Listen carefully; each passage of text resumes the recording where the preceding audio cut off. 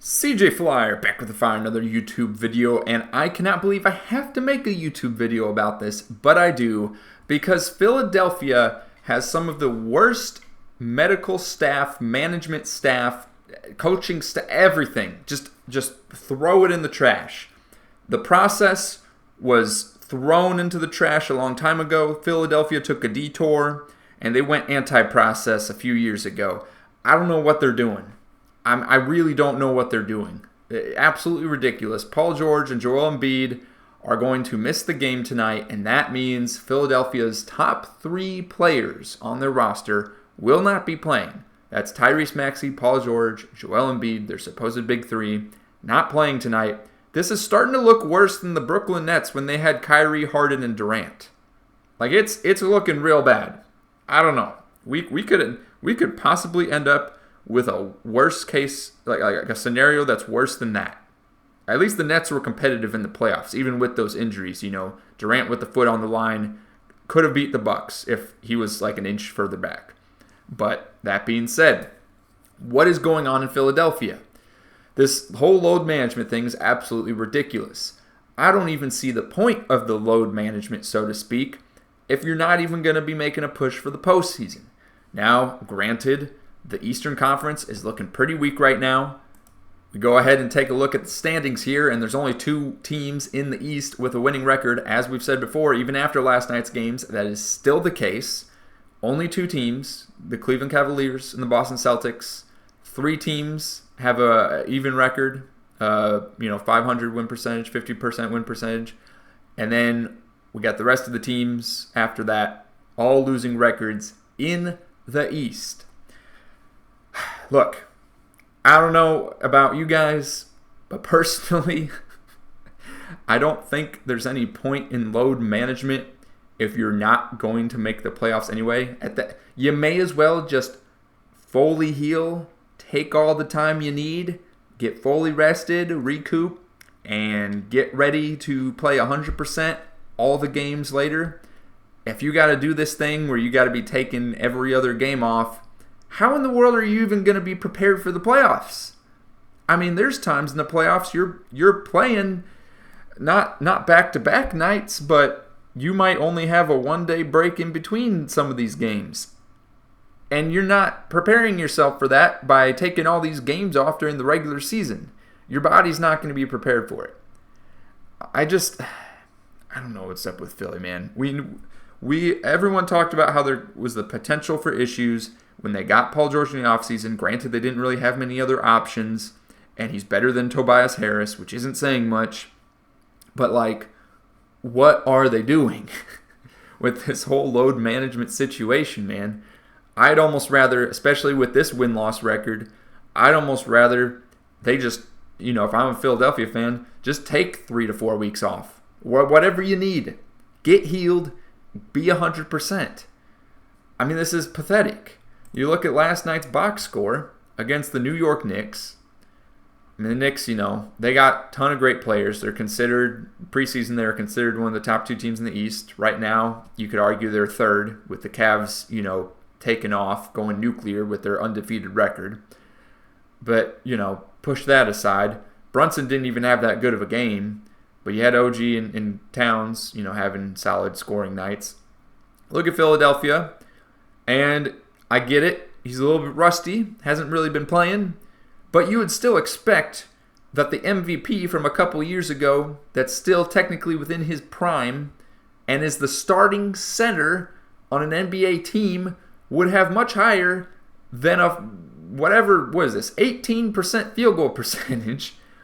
Centers typically hover around that 50% mark because a lot of their shot attempts are within the restricted area or close to the restricted area.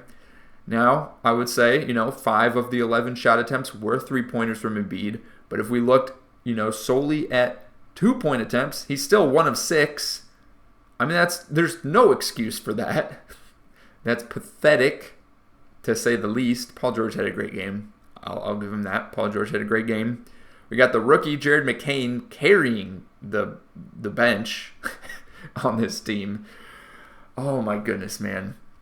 What is going on in Philadelphia? They need I'm of the opinion they need to commit. You need to commit to either full rest until you're, fully healthy or at least 90% healthy, or just play the games. Because I don't know what you're, accomplishing here. Kind of, just it's half-assing it at this point, man. Like, you're either, oh man, especially you're just not in the flow of playing day to day. You're not going to be ready for the playoffs doing it that way. I mean, we saw that with Kawhi Leonard with the Clippers last year. It's not a good look. Really not a good look. And I feel bad for any season ticket holders in Philadelphia. You deserve better, because this is atrocious. So, I don't know. Tonight, they play against Cleveland without Tyrese Maxey, Paul George, and Joel Embiid. So that we can already assume is probably going to be a loss. And you know what? We'll use that as a segue into our other predictions for tonight's games. But let me know in the comments what you think about the Philadelphia 76ers and their situation. Again, they need to go one way, all in one way or the other. I think this pitter-patter, load management, goofy mentality, I don't know. It's ridiculous to me. They're not preparing for the playoffs very well at all. And we even saw how Embiid was after his load management situation last year. It's just pathetic. All right, so last night we had a few games wrong with comparing our wins to the FanDuel Sportsbook betting odds. Again, I'm not promoting them or encouraging you to use them. I'm not partnered or affiliated with any sports gambling site. If you're going to do it responsibly. I'm just sharing my opinion, and I think it's fun to compare with the betting odds. So that's what we're doing so far this season. I'm 5 games back to the betting odds. We got a couple that were wrong last night. One of them was, we got the Blazers wrong, but so did the betting odds. Games where we went against the betting odds, I thought the Hornets had a much better chance against the Magic, but the Magic absolutely obliterated them.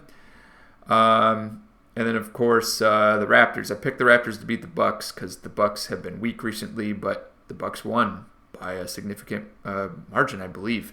So, yeah, tonight's games, we've got 11 games, a chance to make a comeback against FanDuel.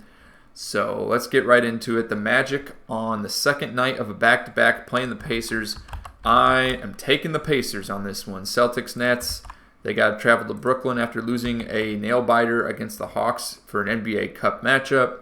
We'll take the Celtics getting the second game on the back-to-back. Bulls and Knicks. After the Knicks take down the 76ers in Philadelphia, they now go back home to face the Chicago Bulls. I'm taking the Knicks on this. Cavs and Sixers. Yeah, that's right, Cavs. Not even a question. Thunder Pelicans. Chet Holmgren obviously injured, but the Pelicans have so many injury issues at this point. They're probably going to end up being the worst team in the West at this rate. Clippers and Rockets. I believe the Clippers, are they injury-free?